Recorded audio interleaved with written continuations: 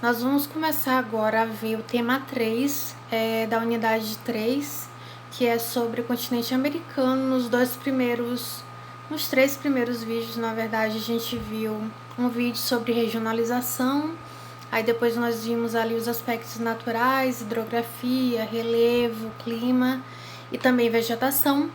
E assim a gente vai ver agora as características populacionais do continente americano. Eu espero que seja suficiente para vocês conseguirem revisar, compreender o assunto, dependendo do objetivo de vocês estarem assistindo esse vídeo. Enfim, eu espero que vocês não tenham nenhum tipo de dúvida com relação ao assunto. Bora começar.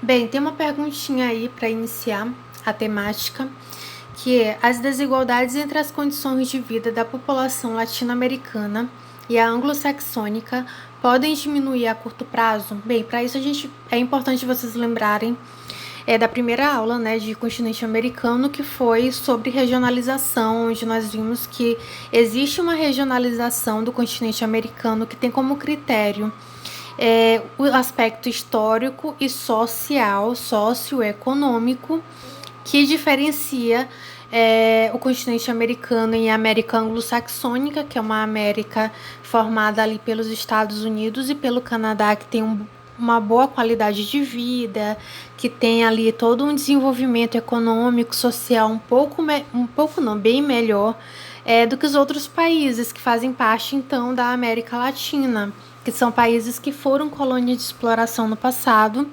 E por conta de terem sido extremamente explorados, terem sido colônias de exploração, além das similaridades culturais que existem, línguas originadas do latim, português, francês e o espanhol, a gente também tem aí todas as consequências econômicas de toda essa exploração, coisa que o Canadá e os Estados Unidos na América anglo-saxônica não sofreram. E aí resultou nisso. Estados Unidos e Canadá têm aí aspectos socioeconômicos bem distantes da realidade da América Latina, que tem condições de vida inferiores. E aí a gente pode responder, se essa diminuição ela vai ser em curto prazo. Então, ao longo da aula, eu espero que vocês consigam responder essa pergunta e identificar se países como o Brasil, que fazem parte da América Latina, ele tem capacidade de se superar ou então chegar no patamar dos Estados Unidos e do Canadá.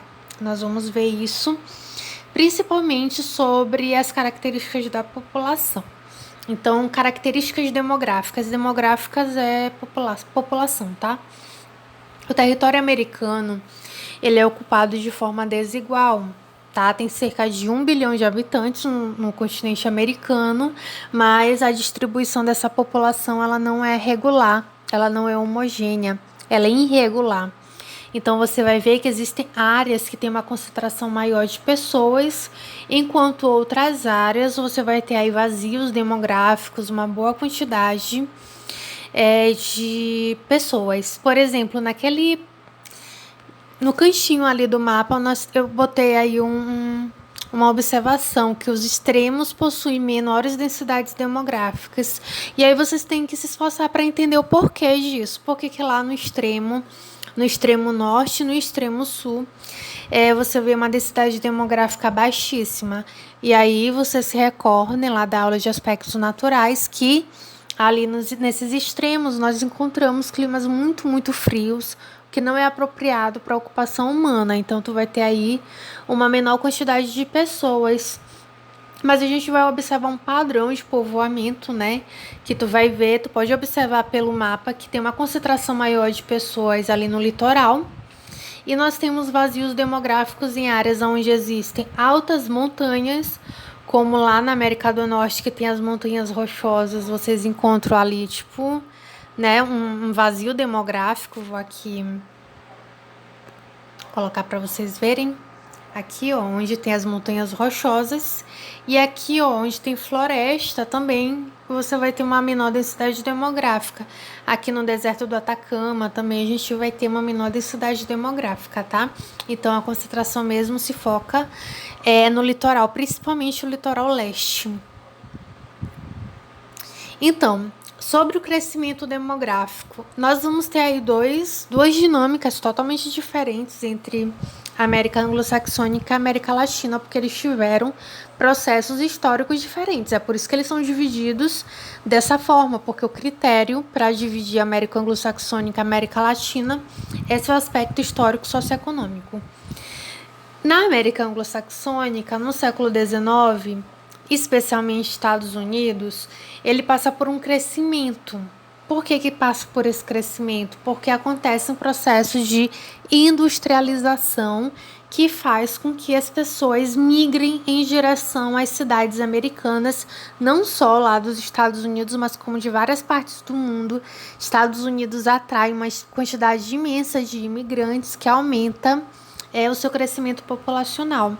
Mas no século XX, a gente tem uma estabilização desse número, porque com o tempo as pessoas elas vivem em áreas mais urbanas e o custo de vida é muito caro. E aí você vai ver uma diminuição da taxa de natalidade que, por sua vez, vai diminuir, vai reduzir um pouco o crescimento populacional. Isso lá na América anglo-saxônica, tá? Tanto que Canadá é um país que precisa muito de imigrantes, porque lá as famílias não têm naturalmente filhos por optar se dedicar para a carreira, se dedicar. O custo de vida na cidade é caro, e aí eles têm menos filhos. Agora, na América Latina, acontece de uma maneira diferente, tá bem? No mesmo período em que na América anglo-saxônica, lá no século XX, a população diminui, em países latino-americanos, a gente tem um processo de explosão demográfica, porque lá no século XX, quando os Estados Unidos se estabiliza, aqui na América Latina está acontecendo a industrialização tardiamente, bem depois lá do Canadá e dos Estados Unidos, que vai ocorrer a industrialização aqui no Brasil, tá? E em outros países da América Latina. Então, entendam, século XIX acontece a industrialização lá nos Estados Unidos e Canadá, o que atrai pessoas e aumenta o crescimento populacional. Isso vai ocorrer no Brasil só no século XX, quando a América anglo-saxônica estiver se estabilizando. Então, a gente já vê aí que a América Latina é meio atrasada dentro desse processo, pois ela se industrializa bem depois. Desigualdades socioeconômicas. Uma das características dos países da América Latina é a existência de graves problemas sociais, tá? A razão fundamental é a distribuição de riquezas desigual, ou seja, o grande problema da América Latina é que muitos têm pouco e pouquíssimas pessoas têm muito. Então, isso daí é um abismo, é uma desigualdade. As riquezas estão nas mãos de muito poucos, enquanto a maioria vive numa situação de pobreza, enfim, de uma luta constante para sobreviver e ter uma qualidade de vida melhor. Então, basicamente, a gente pode identificar esse processo pelo IDH. O que é o IDH? Índice de Desenvolvimento Humano. Para vocês terem uma noção, o país que tem o melhorzinho IDH aqui na América Latina é o Chile, né, que tem ali 0,8. O IDH pode chegar até 1.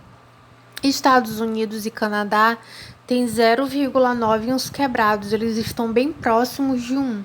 Enquanto países aqui da América Latina é de 0,8 para baixo. E olha que no Chile tá até bem, entenderam? Mas existem ali, por exemplo, o Haiti, 0,4. A maioria dos países ali é 0,7, 0,6, que não é um índice muito satisfatório, tá, gente? O ideal era que todo mundo tivesse bem próximo do 1. E falando um pouco sobre esses problemas sociais e econômicos que existem na América Latina e que a gente não percebe tanto na América anglo-saxônica, não tem como a gente também não falar sobre a saúde pública.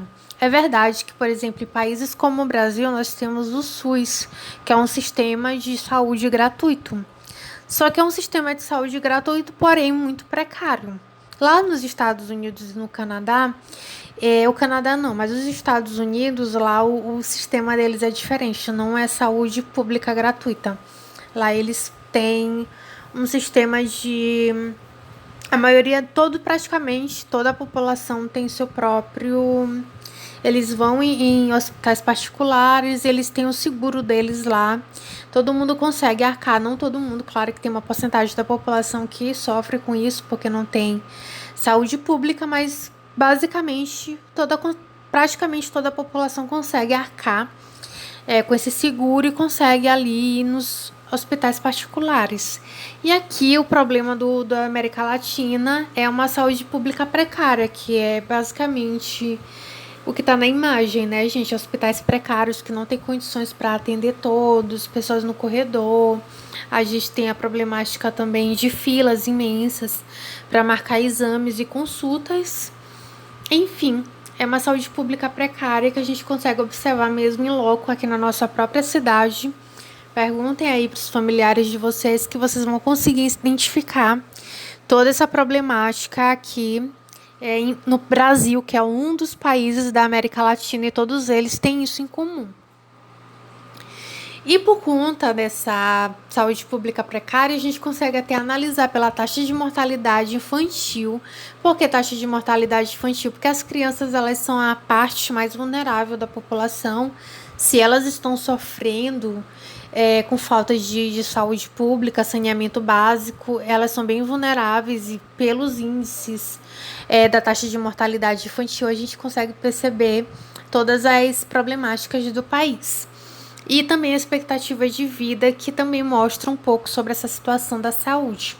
Bora comparar a América anglo-saxônica e a América Latina.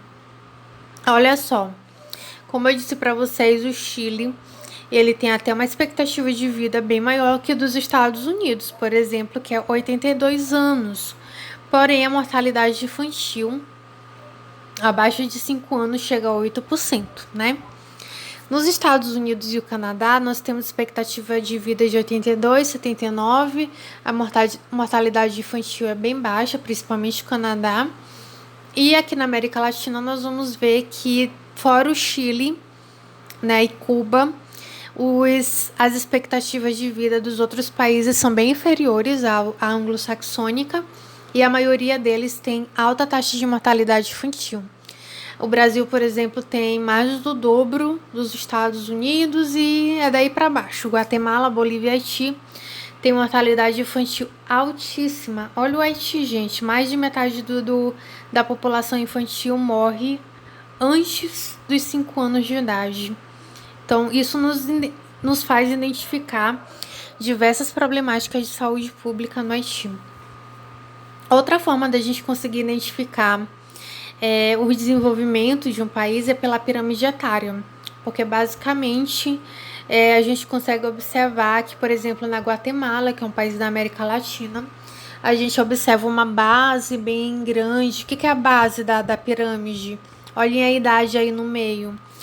A gente vai observar que a base são as pessoas que têm... Aqui a base são principalmente as crianças e os adolescentes, ó, de 0 a 4, 5 a 9, 10 a 14. Então, tu tem aí uma alta taxa de natalidade. Pessoas nascem muito, porém morrem muito, porque pessoas muito mais velhas, você vê que tem uma diminuição, tá bem?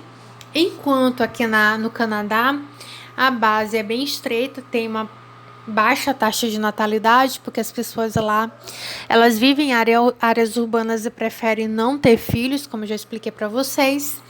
Mas olha só, a parte de cima ela é um pouco maior, porque tu tem muitos adultos e idosos que vivem bastante tempo, tem uma expectativa de vida bem alta. E é isso, tá, gente? Eu espero que vocês tenham entendido essas principais características da população do continente americano. E voltem lá para responder a pergunta lá inicial, ver se vocês conseguem responder, se vai demorar muito para a gente poder encurtar o socioeconômico que existe, a diferença socioeconômica que existe entre a América anglo-saxônica e a América Latina.